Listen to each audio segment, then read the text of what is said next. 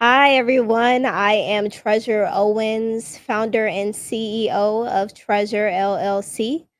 We go by Treasure Marketing. We are a certified minority business enterprise, woman owned small business, and service disabled veteran owned small business. We are also the founders of the Black Veterans Expo, which we just hosted June 21st. It was an amazing time. We had three panels. We had a panel on supply diversity programs with CTA, Director of Diversity, and DBE Liaison Juan Pablo Preto. We had three service disabled veteran owned small business owners on the panel with him. So we got to hear everything from multiple perspectives. We had Sean Redden of RS Solutions. Um, we had who was Nathaniel Dillon of Dillon Management, and we also had Rashi Russell of Happy Hands Cleaning. So it was an amazing time. Rashi actually has had contracts with the CTA.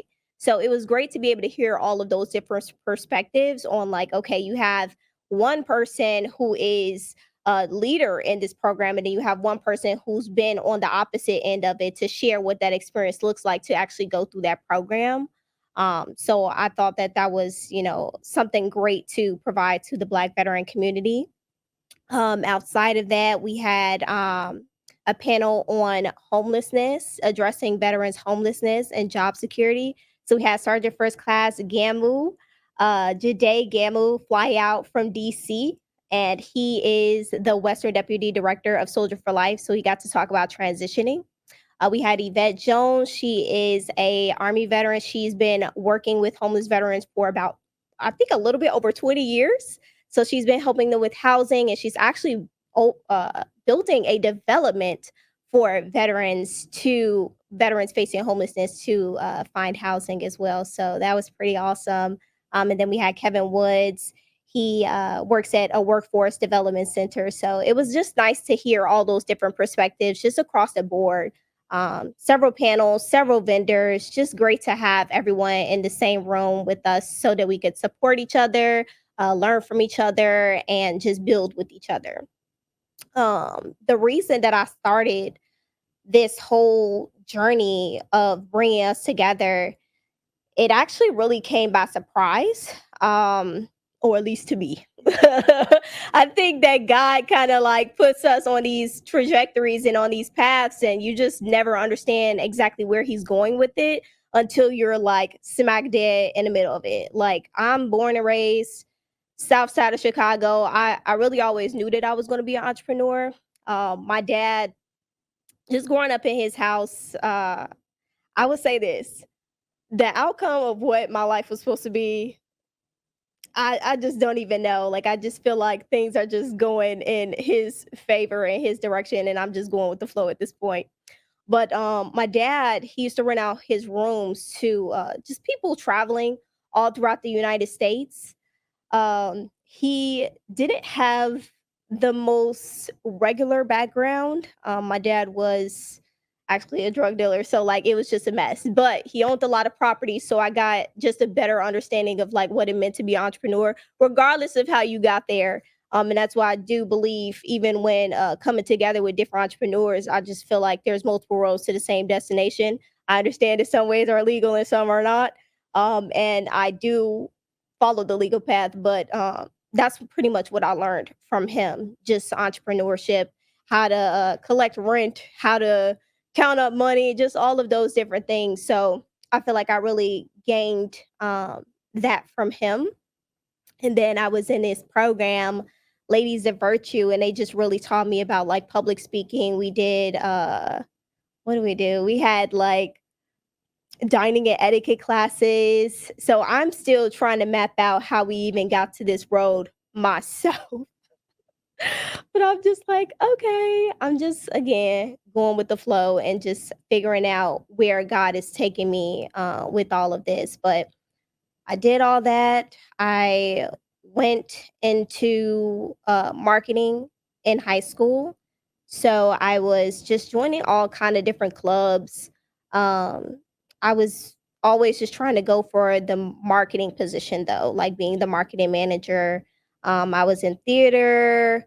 I knew that I wanted to be in front of the camera. And then I don't know, at some point, I just started to get a little bit more introverted and started to like being behind the scenes more and just learning in that way or just presenting, what I knew in that capacity. Like I would just rather build someone up before I built myself up. And so that's the way that I just kind of like continue to support. But went into the military, served for about 6 years as an intelligence analyst. It was a great time. I got to travel. I went to Korea, I went to Europe, and I had a great time, but I also was, I don't even know, just again, God gets very creative. So he just had me going through some trials and tribulations. But once I got off, I went to the North Carolina National Guard. Um, and I was not having the best transition. I did not come out prepared. I do think that military transitioning can either be a dream or a nightmare, and it really just depends on if you had a strategy or not. And for me, I just didn't have a strategy. So, I fell on my behind a little bit. But one thing about it is that all of those different experiences congregated together to where I am now. So I respect every stage of my life and how it all came together. And I really enjoy what I do to this day. Right now, I'm working with a client, the National Veterans Art Museum, and I'm really excited to be working with them.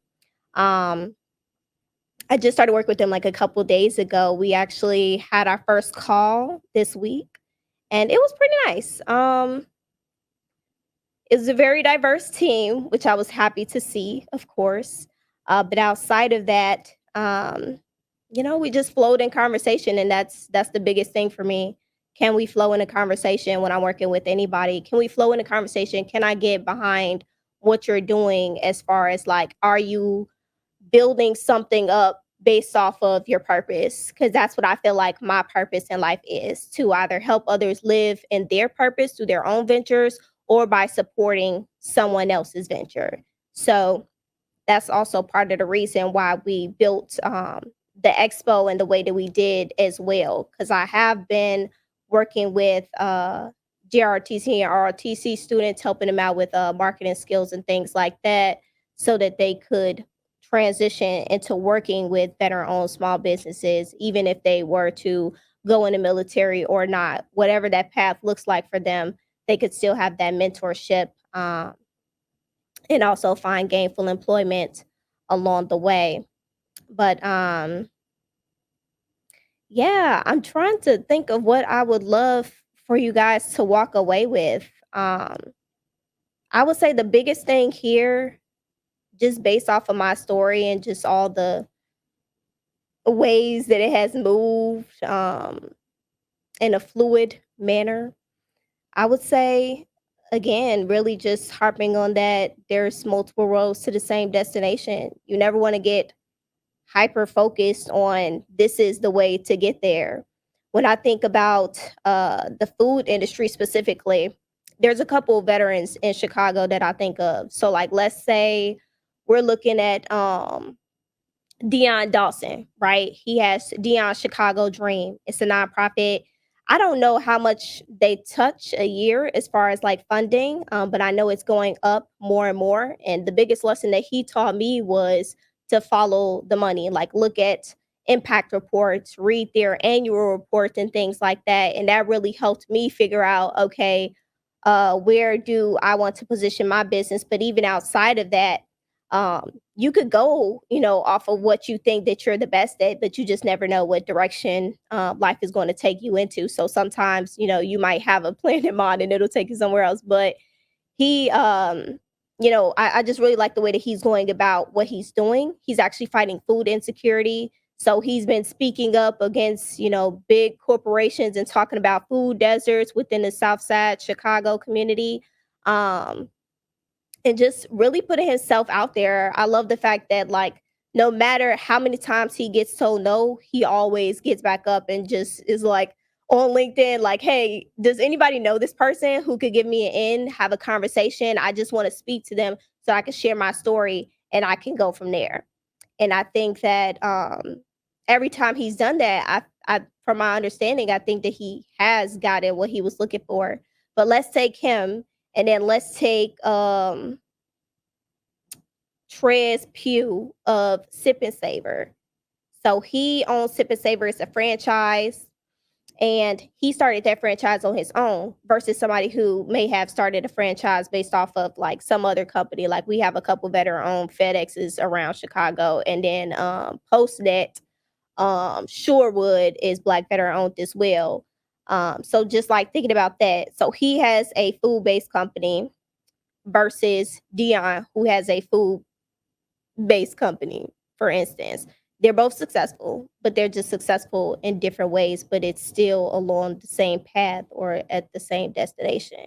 So that's the biggest lesson that I would say I've learned, and that I would want someone who was watching me and trying to gain inspiration or was already finding inspiration in my story and the things that I've been able to produce. Um, that's what I would want them to know. Another thing that I would say that has really helped me is really just Roger that. Roger that is like a phrase that we use in the military. It just basically means like I understand or okay, let's carry on. I think emotional intelligence is really the biggest thing when it comes to entrepreneurship. That's one of those things that a lot of people don't have down pat. It doesn't matter how old you are. It really just depends on the amount of experiences that you have. And it's definitely one thing that I had to learn myself. Um, I don't I always sit back and think about it. I don't really recall any of the conversations that I kind of grew up having in my mom's household. Or really with my dad that we really talked about emotional intelligence. If anything, my dad would just kind of be like, whoever's going to forgive you, they'll forgive you. And then, whoever doesn't, then just get around people who celebrate you. But that was coming from somebody who was always doing something wrong. So it wasn't really helpful advice of just like, okay. But I do agree with that, go around people who celebrate you. But outside of that, you got to be able to just say, Roger that. Somebody's take you out of your element, Roger that, and carry on. Go on with your life. Don't sit there and argue with people. Don't try to be right when the argument is going on. It's about mostly, do you want to continue on with that relationship or do you want to be right? And for me, that was a very hard lesson to learn because I am definitely the type to be like, I just want to be right. Like, no, I'm right in this situation. You're wrong. But that's really not the way to go. Yeah, Roger that. Roger that. Things go left. Roger that. Okay, what am I on the path to learning right now? And just taking it for what it is. I think that that's kind of the biggest thing, looking at things at face value and not necessarily reading too far into it as well. Um, I'm trying to think of, I would say the third lesson that I feel like has really helped me along this entrepreneurship journey. Let me think for a second. The most impactful thing that somebody has said to me, really, what's coming up for me right now is a conversation that I had with a guy named David Ramajan. Now, if y'all don't know who David Ramajan is, he actually owns a construction company. I think he owns a couple construction companies actually, but I know he sold one of them at least. And he was working around the O'Hare area. So I don't know if that's still an operating business or not, but he broke something down into the sharpshooter's blueprint. And I can't wait for this book to come out. I don't know if it has come out yet or not, but I reached out to him probably like a year ago. And I know that it hadn't come out. So I remember, I'm gonna paint the picture for y'all. I found this man. I think I was just like looking for Black veterans around the city of Chicago. I think I found him just kind of like DMing people on LinkedIn. And that's one thing I love to do. I love to put myself out there. Just put yourself out there. DM people randomly. I did somebody from NASCAR from this past weekend. It was like, hey, I want to meet with you. Or like, if you're going to be here this weekend, I'd like to meet with you. Like, I was just like DMing random agents. Like, and one of them actually connected with me this morning. He's like, oh, what did you want to talk about? And I'm like, well, I didn't have a plan in mind. Like, I didn't say it to him. I haven't responded yet, but I'm just like, I just want to put myself out there because my biggest thing was like, okay, I know I want to work with NASCAR. I don't know how I'm going to do it, but maybe you have some answers for me since you're already working with them in some type of capacity. What can I do to serve you? That's the biggest thing there. But even keeping that in mind, let's take a step back and let's walk into David Ramajan's office. I pull up to his office. I'm covered in dog hair because I just have a shedding dog. I have a mini Australian Shepherd covered in dog hair. I'm just in the bathroom, just getting everything off myself. I go into his office, and I remember the first thing that I saw on his wall were his credentials. I saw his credentials, and I saw a picture with him and a president, and I saw a picture with him and somebody else that looked like really familiar. I'm like, okay, these are important people. The main thing that I got from that was like, oh, this is a more important person than anything that I could have possibly read on him online. Because the mostly of what I saw online, I was like just looking up like if I could find any impact reports or like just anything with his name on it. Like I was doing Boolean searches to see if I could find this man or find out more about this man. Because I think that he like DM'd me back on LinkedIn, and that's how we got connected. So I'm in this man's office. He starts talking to me. He's just like going down the line, like telling me about his career. He was in the Marines. He, made millions of dollars. He sold his company, and just like talking about like how the new guy was, taking over the company and things like that. And just really how to take over a room when you're in the room and just really just confirming everything that like I was like maybe reading online, not necessarily coming from him but just about going about business in general. Like when you read the book, what is it called, uh Friends and Influence People, How to Win Friends and Influence People. I haven't read that book all the way, but I remember when I was coming from North Carolina to Chicago and I knew, okay, I'm not doing well here. I've been down here for a year. I'm still basically borderline homeless. I can't find a job. And I was just like listening to all kind of audio books. But I remember kind of listening to that one a little bit and just taking some of the lessons like, when you're having a conversation, you need to be more interested in that person than just talking about yourself, but anyways, he was just talking about those different things. He was talking about, how to basically position yourself um in an experiential marketing kind of way, if that makes sense. Like when you think of experiential marketing, it's about smell, taste, sight. What do you look like when you're coming into the room? I'm not gonna say I look the best as I have in the past. I think I gotta get my wardrobe back up. But, those different things about yourself when you first step into a room, because before anybody knows your personality, they see you. So whatever you look like, that's what they're gonna take it for. They're gonna take it for face value. Like we always say, don't judge a book by its cover, but that's what we do. And so he was just when he was talking about the sharpshooter's blueprint, it was all about those different things. Like, how do you take a look at the assets that you have in your life right now, to be able to position them? He was talking about like friends, family. How do you manage your money? How do you God, if I could map, I have the image in my face right now. I can't remember all the different categories that he had, but just essentially kinda catering your life in a very strategic manner. Like, he set that up on purpose. When I walked into his office and I saw those faces of those very important people, he did all that strategically. So when you walk into that room, you say, "Wow, this man is taking pictures with presidents. Who is this man?" You know what I mean? Even if it was something that happened in passing. I don't know if it happened in passing. I'm just saying, like, for me, probably one of the most important people who I've met was the Illinois governor. And I only met him because I was down in Springfield. I was working with the Veterans Chamber of Commerce. I'm their marketing director. And we were down there to talk to Senator Mike Porfirio because I was trying to like host it. Well, I ain't gonna say we were trying to host this event at the Union League Club of Chicago. The event hasn't happened. It was supposed to happen in June. It was actually supposed to happen in June, the same day of the Black Veterans Expo, but that didn't happen. So then that was one of the reasons why I like was like, okay, well, this date is up now. I'm gonna do this event now. But anyways, we're down there, we're talking to the center and all of that, and a lot was just going wrong. Like things was just going wrong back to back. And sometimes, when things are going wrong, you start to think like, okay, this is a sign that I need to stay home or stay wherever I am.